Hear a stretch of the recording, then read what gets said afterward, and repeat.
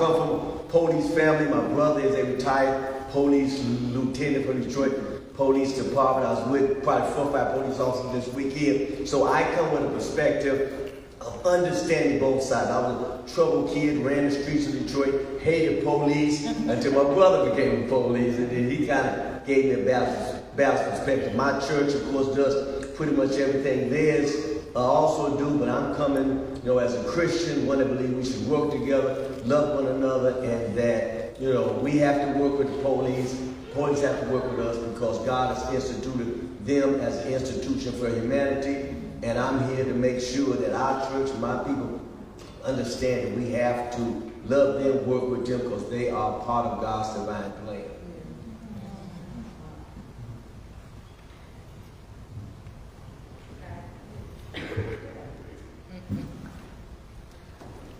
Tricks of the chord.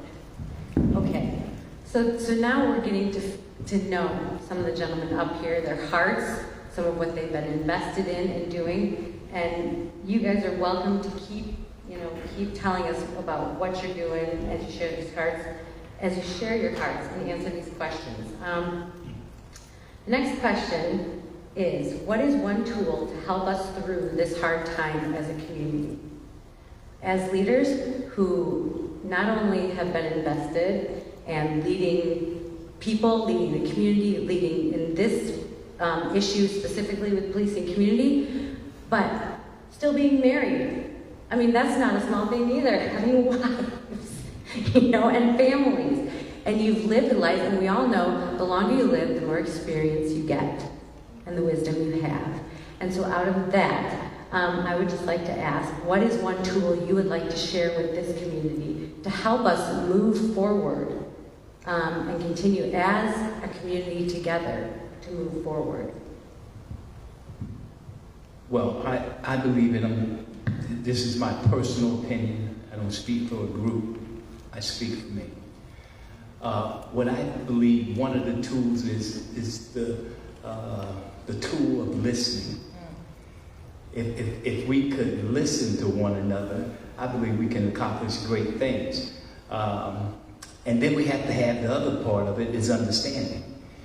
Because we're all different and we all see things a little bit different. So I think collectively, as we come together as a people, that we listen and not just hear. Because sometimes we hear, but we don't be listening.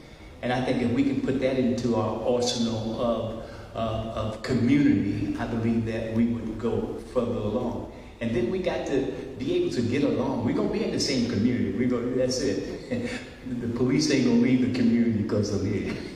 They got to be part of the community. And so, and I think the better that we work with one another as leaders in the community, it would make it more accessible to the people that we serve.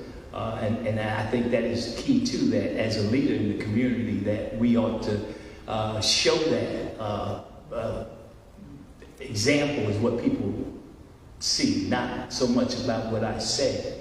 It sees the example. How do I get along with police? How do I interact with police?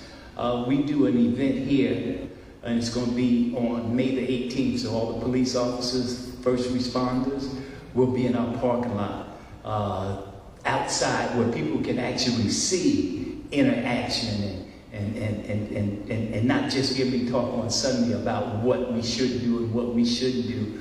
I'm actively involved in the community with promoting not necessarily police, but community with relationship. And I think if we can just listen to one another and be transparent with one another, I believe the community would be a better and a safer place to be for everybody.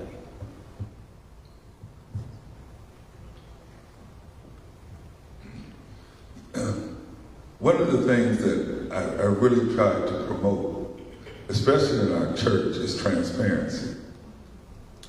I don't have time to go into my own personal story, but if you ever want to know it, all you got to do is call me. And I tell you everything that God has bought me from and delivered me from.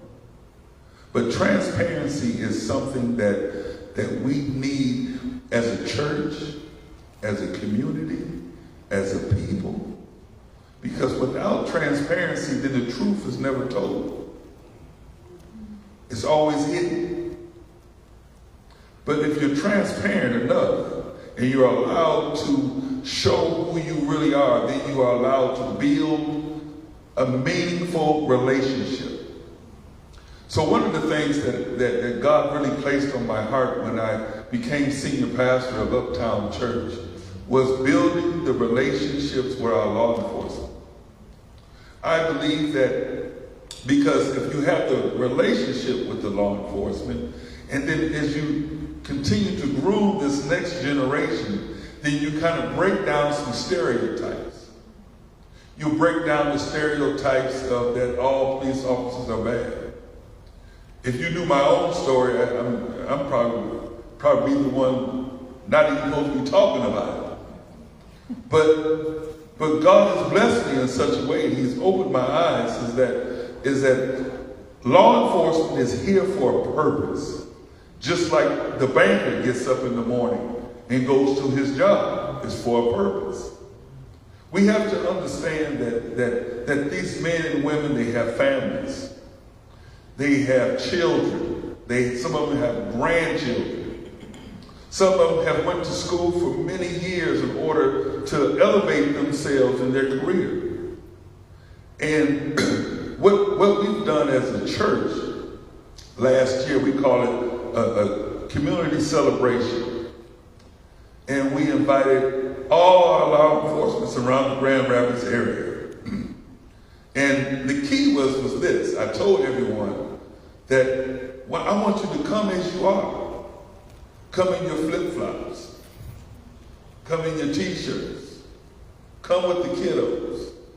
And just mingle with the community. Because at the end, nobody knew who the police was, and nobody knew who the banker was.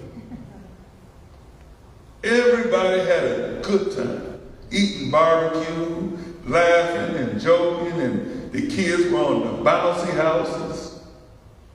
And I'm saying this because in this climate right here, this is how you heal. This is how you bring forgiveness. This is how you build relationships. This is how you see the human side of the badge, through transparency.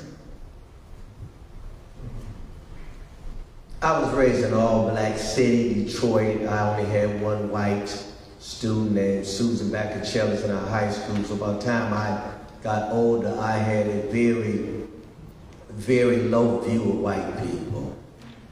After I went to college, it was a majority white school, and I was there maybe a handful of blacks. One thing that I learned, that not all white people are bad. I began to see that I was a part of a process that demonized all white people, but when I got to know them, it was a lot of good white people. And then I'd also say that I have also been stopped by the police many times. I have a sinful foot right here. And I can truly tell you that many times they have let me go.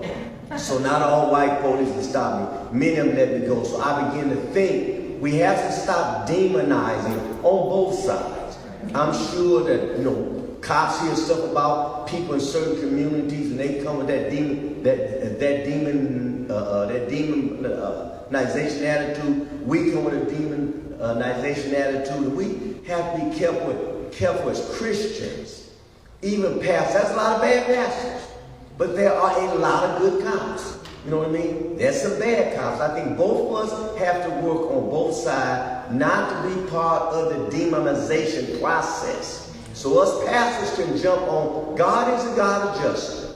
If a police mess up, he or she mess up. But that does not mean the other 99.999% of police are bad. We have to stand up as pastors, just as we say our God is a God of justice, whether white, black, Jew, Gentile, Mexican, Hispanic, Latino, justice should prevail. But at the same time, we have to stand up and say from 1 Peter, God has ordained the police department. God has ordained the governor. God has ordained the president of the United States. And we have to learn Just as we have learned to respect ourselves, our family, we have to learn to respect authority over. Now, they are some bad, but we cannot make every time we get stopped, every time they show up, and every time they show up to us, that this person is bad. We got to somehow, in a small way, give people the benefit of the doubt. So we, in leadership, need to have a balance.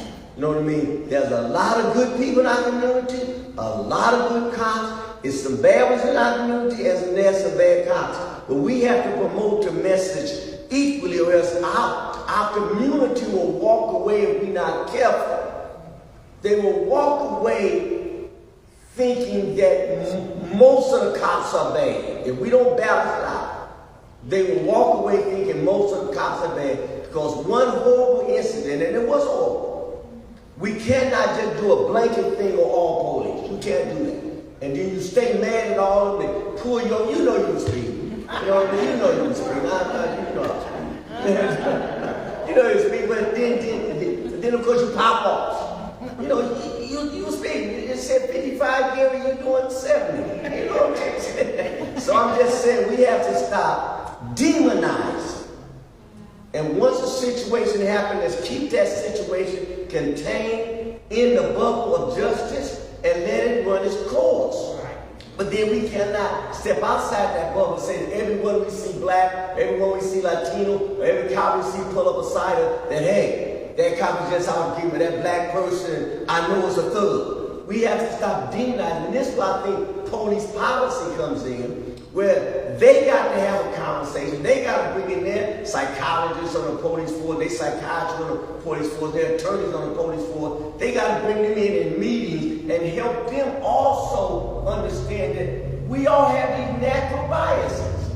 And we have to confront them and then come up with some policy solutions, some training, and some workshops to say, this is how we resolve some of these problems. But at the end of the day, we don't live in a perfect world. We do not live in a perfect world. People are going to make mistakes and do wrong things. So I think we have to start with a balance of not demonizing one group or the other group, but realize we have to work together, and there's a whole lot of good people on both sides. I want to add on to that, Pastor Gary, because as you talk about not demonizing, that takes a lot, because it's easy to demonize because we hear it on TV, we can hear it in circles, and it's easier to demonize. And so to me, it takes a lot of courage, like what you gentlemen are doing today. It takes courage and humility to really stay open to each other, because I think one tool for us is like tonight, staying connected. Because when things go hard and you're in conflict, who are you going to trust? You're going to trust the people you know. You're going to trust the people you have a relationship with. Other people, you'll easily throw them under the bus. So we're looking to do things like this and build relationships. Because then, when we go through hard times, we can sit at the table, we can listen, we can forgive, we can move forward and talk about changes that do and don't need to happen. So with that, thank you all for being here and even just investing your time in staying connected as a community. I'm going to ask the last question, and then we'll do some Q&A, or maybe we'll have a little extra time. But I want to ask, you've all shared with tools, you've shared some of your ministries, and your heart for the community. But one of the things I think is, what is your vision? If we're to move through this, if we're to stay connected, what's the bigger vision? What are we aiming for? And so I thought maybe you guys could just share with me as leaders your personal visions of what you see for Grand Rapids in this area. Amen. I'm sitting here wondering why I always got to go first.